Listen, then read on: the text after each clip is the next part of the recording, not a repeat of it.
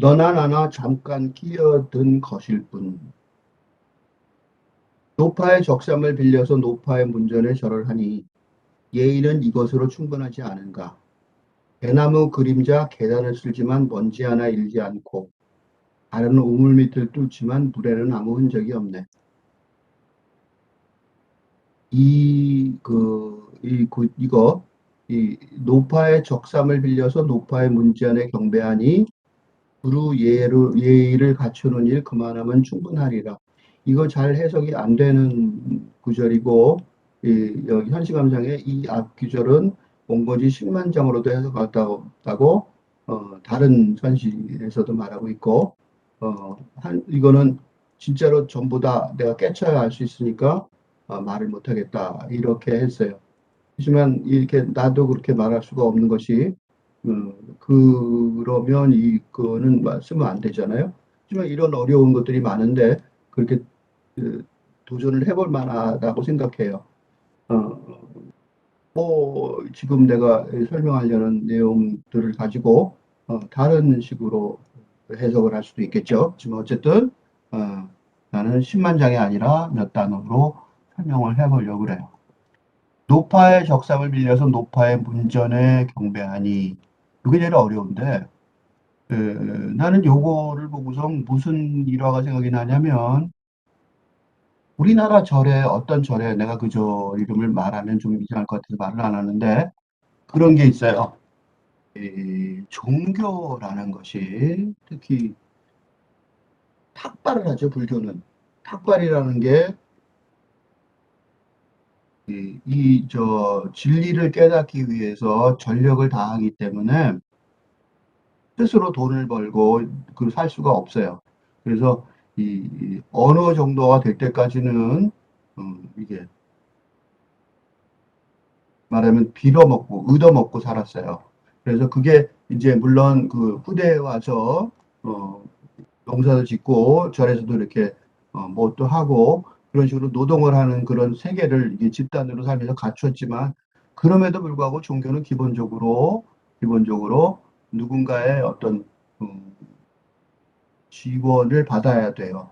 그게 이제 기독교에서는 11조, 11조라는 게 그게 법적, 기독교의 그 유대교에 보면 하나의 종파, 레이파들은 하나의 종파는 종교의 전력으로 다하기 때문에 나머지 종파, 그러니까 11지파, 12지파인데 모두 나머지 지파들이 일부를 그 지원해 줘야 된다. 거기서 나온 게 11조라는 말이에요. 그러니까 종교라는 게 기본적으로 기생하는 그렇게 할 수도 있죠. 그래서 그렇게 해서 종교가 무의미하고 종교는 없애야 된다. 이렇게 주장한 사람들이 있어요. 근데 중요한 것은 그거는 이제 사회학적인 연구고 어떤 논리적인 얘기고 문제는 이 종교 안에서 그 종교적인 행위 또는 종교적인 그 전통을 또는 그 수련을 하려는 사람들의 입장에서는 전혀 다른 얘기가 아니겠어요? 그래서 그런 거에 관련한 얘기가 일화가 우리나라 뭐 어떤 절에 있는데 그 얘기를 해보면 비슷하게 연결이 될 것 같아요. 어떤 노파가 스님 한 분을 봉양을 하는데 봉양을 아주 평생을 오랫동안 했어요. 오랫동안 해서 그 노파 그 스님의 절도 지어드리고 음식물도 갖다 드리고 뭐 다 한 거죠. 이것저것 다 여러 가지 돌봐드렸어요. 돌봐드렸는데 이제 딸이 어느 날 장성을 해서 음, 했는데 그 노파가 그 딸한테 가서 스님을 껴안아라. 그렇게 노파가 말을 한 거예요. 딸이 이제 가서 어, 이 대처승도 있죠. 같이 그 아내를 갖고 사는 그 대처승이라고 그러죠. 그걸 보고.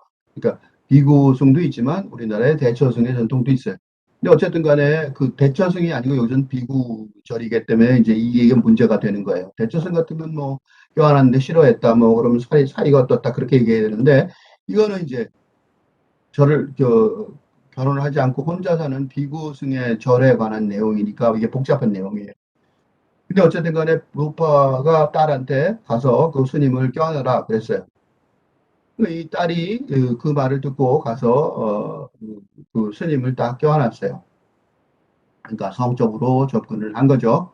근데 이제 그 스님은 굉장히 올고죽에 뭐 평생을 한 분이니까 그 단호히 거절을 했어요. 거기가 중요한 게 아니라 그러니까 노파가 그 절에 불을 질러 버렸어요. 다 없애버린 거죠. 나는 평생 잘못 봉양을 했다 이 소리죠. 굉장히 중요한 얘기가 들어 있어요. 노파가 잘못을 했느냐, 스님의 잘못을 했느냐, 누가 스님은 그러면 어떻게 대처를 했어야 되느냐 그런 문제가 있는 거죠. 바로 여기서 이 얘기랑 똑같은 거예요. 노파의 적삼을 빌려서 노파의 문전에 경배하니 노파가 지원을 해줘서 노파의 적삼을 빌려서 옷을 입고 사는 거죠. 자기는 몸뚱이밖에 없는데 그 노파의 문전에서 경배를 하고 사는 거죠. 그죠? 그지?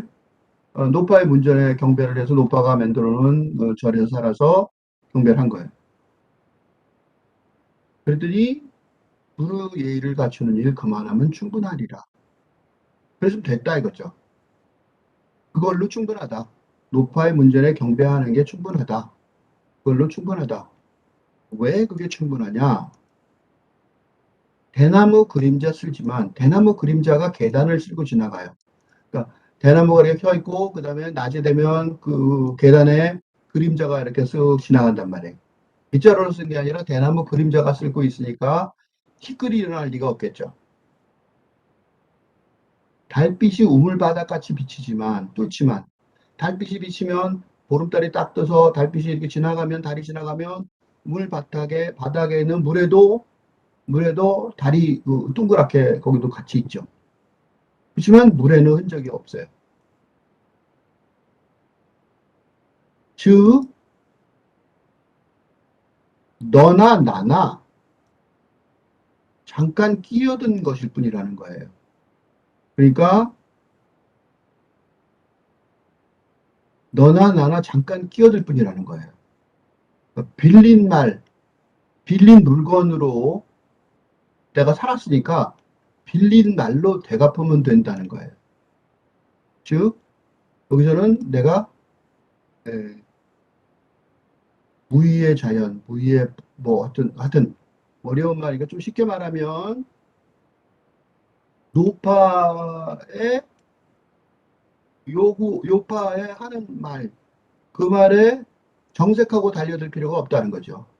우리는 다 그렇게 봉양을 받는 입장에서 보면 그 봉양을 갚아야 될 일이 아니라는 거죠. 그거는 빌린 말로 갚아야 되는 거예요. 다시 말해서 너나 나나 지금 이 살고 있는 세상에서 벌어지는 어떤 봉양, 벽상 이런 것들은 단지 대나무 그림자가 계단을 쓸고 지나가는 것이나 달빛이 우물 밑바닥을 뚫는 것이나 비슷하다는 거예요. 그런 삶의 흔적들은 잠깐 빌려받은 거예요. 그 빌린 걸로 되갚으면 돼요. 왜냐하면 우리는 노파나 나나 다 마찬가지로 잠시 이 생에 끼어들어서 잠깐 지나간 것 뿐인 거죠. 그렇게 대응했으면, 이런 철학을 가지고 아마 대응을 했으면, 한국절 그 스님의 절은 안 탔을 가능성이 높아요.